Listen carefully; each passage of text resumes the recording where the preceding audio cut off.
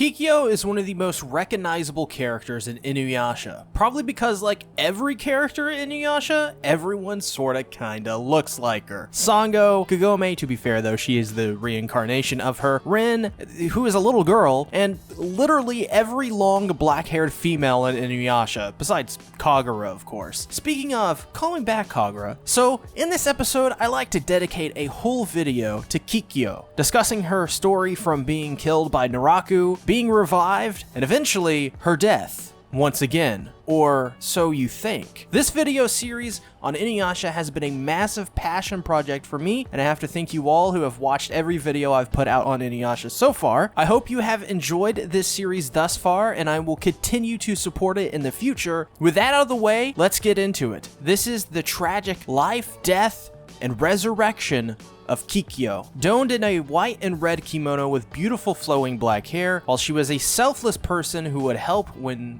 she was needed, she was not someone who you wanted to make angry or cross in any ways. With her powerful arrows and her abilities as a priestess, she would make quick work of the demons who were naturally drawn to the aura and power of the ancient Shikon jewel shard. Needless to say, Kikyo, despite her beauty and stoic appearance, is one heck of a mama herself, to quote Spartan 1337. Yes, I just made a Halo reference in an Inuyasha video. I don't think that's ever been done before. But one night, after defending the jewel shard against a demon, she passes out. But is watched afar by best boy Inuyasha, and quickly she realizes that Inuyasha is following her. The reason, Inuyasha wants the jewel shard, and when he finally goes to take the jewel shard from her, she decides to let Inuyasha live as she figures out that he's just a half demon. From there, Inuyasha starts to make frequent attempts to take the shard, but every time Kikyo easily stops him. But Inuyasha, despite his goal to become a full demon, isn't nearly as evil as he presents himself, as he saves Kikyo's sister Kaede from a demon centipede. This was the catalyst to have Kikyo open up to Inuyasha, as she was grateful to Inuyasha for saving her sister from assured harm or possible death, and shares that the life of a priestess isn't easy. Not only does she have to keep the jewel shard safe, she also is forced to live a life where she is constantly lonely and starved of normal human interaction. This story is similar to that of Inuyasha's, and they start to grow closer to one another. But Inuyasha wants to give Kikyo a gift the next time they see each other. And during this time, Kikyo makes Inuyasha beads she enchanted, which are commonly known to many as the beads of subjugation. This is the necklace which allows Kagome to say "sit boy," and well, Inuyasha sits. Kikyo did this so that Inuyasha wouldn't do anything which she deemed harmful to him or others, namely making attempts at the jewel shard. On the other hand, Inuyasha gifts Kikyo his mother's dress. This ends up changing Kikyo's mind on giving him the beads of subjugation, as she is moved by this gift as it is so personal, and as well believes she's earned his trust at this point. As they continue to grow closer, Kikyo's village is attacked by Naraku's demons, and in the process, Kaede's eye is injured by Kikyo, but the threat is dealt with. After the battle, Kikyo suggests using the jewel shard to turn Inuyasha into a full human. Inuyasha agrees, as they both have fallen in love with one another, and Kikyo wants to have a normal life with Inuyasha, and this could possibly let her lead that life she so desperately wants. But sadly, Naraku plotted to have Kikyo instead kill Inuyasha herself and corrupt the jewel shard. So, disguised as Inuyasha, Naraku mortally wounds Kikyo. Heartbroken and angry, Kikyo tracks down Inuyasha and confronts him. Not knowing what Kikyo is speaking of, the deception by Naraku works, and Kikyo, with all of her remaining strength and life, seals Inuyasha to the tree, the Goshinboku. The love that was fostered between one another has now been corrupted, and Kikyo dies, betrayed and heartbroken, filled with hatred for the one person she thought that she could trust, and even at the end of her life, still yearns for Inuyasha. If her story ended here, Kikyo's life is nothing short of tragic and sad, but dying with the hope to one day see Inuyasha again, the jewel shard reincarnates Kikyo hundreds of years later as Kagome the high school student. I know, not exactly an impressive title compared to Kikyo, but she's pretty much just as cool as Kikyo. But sadly, Kikyo is not allowed to rest, as the witch named Urasue revives Kikyo from dirt, clay, and bones. 50 years later, Kikyo has been revived, but as she roams aimlessly filled with hatred for Inuyasha, she decides to take up the path of revenge and kill Inuyasha herself, once and for all, even if it kills her a second time. Not much you can say about this other than hell hath no fury like a woman scorned, but since Kagome is the reincarnation of Kikyo, when she goes to attack Inuyasha, her body strongly wants to recall Kikyo's soul into her own, stopping Kikyo's plans dead in her tracks. Now, without the goal of revenge to give her life any meaning, Kikyo is cursed to walk, dead nor alive. From here on out, that is her connection to this series. No real meaning other than to roam, help when needed, and from time to time run into Inuyasha. But I also think there is a somewhat silver lining to the existence and rebirth of Kikyo. While it's not fair that she was brought back into this life 50 years after her tragic death, she was still given life once again in the form of Kagome. Kagome is in many ways the way it was all supposed to turn out. At the end of the day, the hope that Kikyo had of becoming a normal woman, living her life out with Inuyasha in peace, is happening through Kagome. While she herself in the form of Kikyo has this tragic ending, Kagome is the ending and the life that she's wanted from the very beginning. And to make Kikyo and her interactions in this series a little more interesting, in a sense, there is some kind of love triangle that is going on between Kagome, Inuyasha, and herself. So when she shows up, Kagome doesn't know how to think about Kikyo.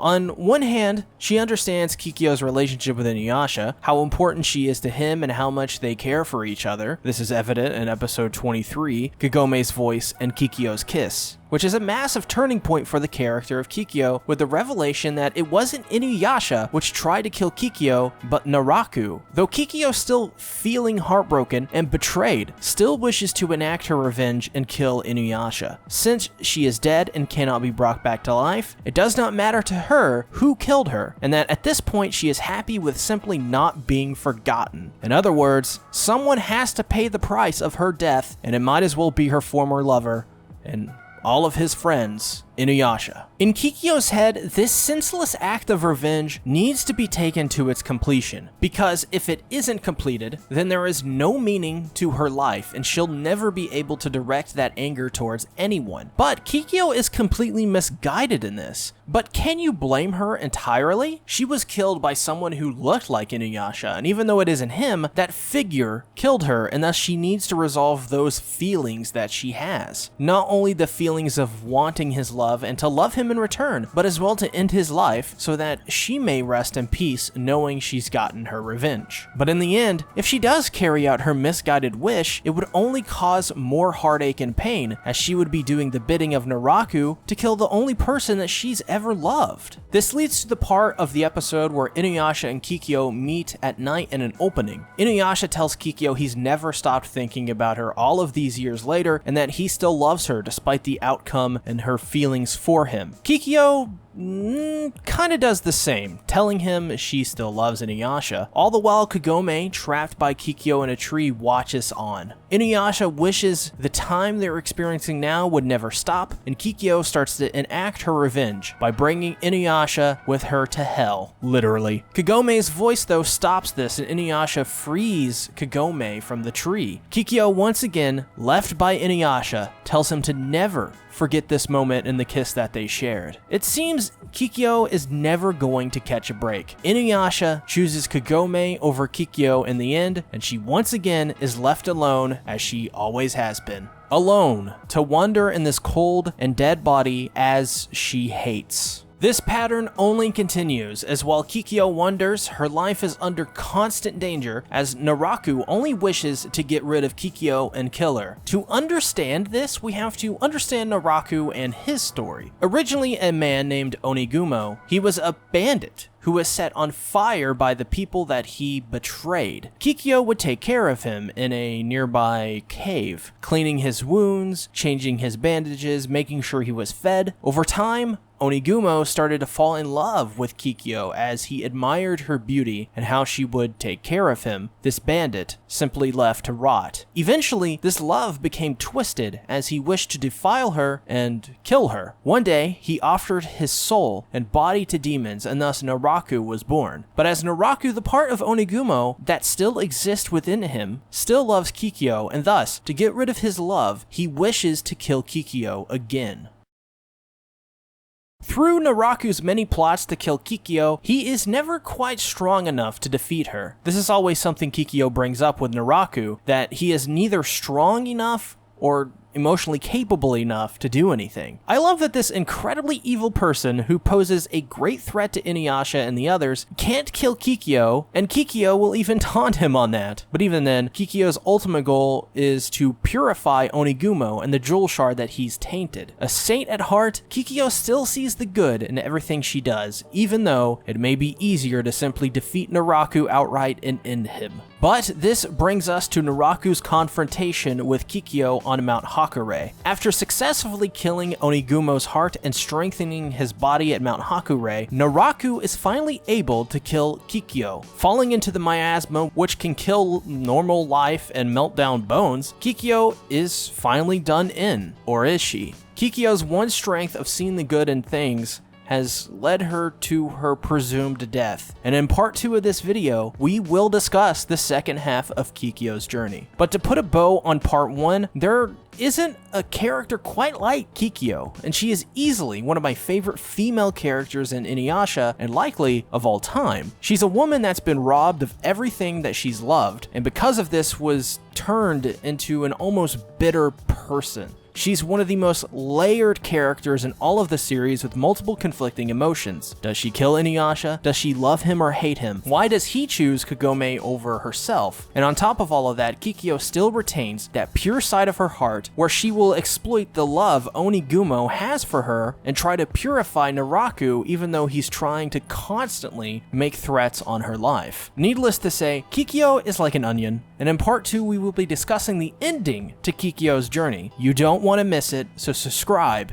and ring the bell. With that being said, what do you guys think about Kikyo and Inuyasha? Do you think she's a great character, bad character? I'd love to hear your thoughts down below. Like I said, she's one of my favorite characters. I mean, how could you not love Kikyo? Plus her voice actress in the English dub? Come on, y'all. That's like top tier voice acting right there. So with that being said, if you haven't already, subscribe and ring the bell. Give a like to this video if you enjoy my Inuyasha videos. Comment down below your thoughts on Inuyasha if you're excited for Yashahime and you're watching these videos to get prepared for Yashahime. And yeah, know that I have a Teespring where I just lowered all of the prices to pretty insanely low numbers, honestly, from what they were before. So if you haven't already, go check out the new prices. And I have a Patreon where you can support me there. You get early access to a bunch of stuff, and you can become a channel member and yeah, and support me there and get access to a bunch of emotes and stuff like that for live streams. And I'll see you guys on the next video. Bye-bye.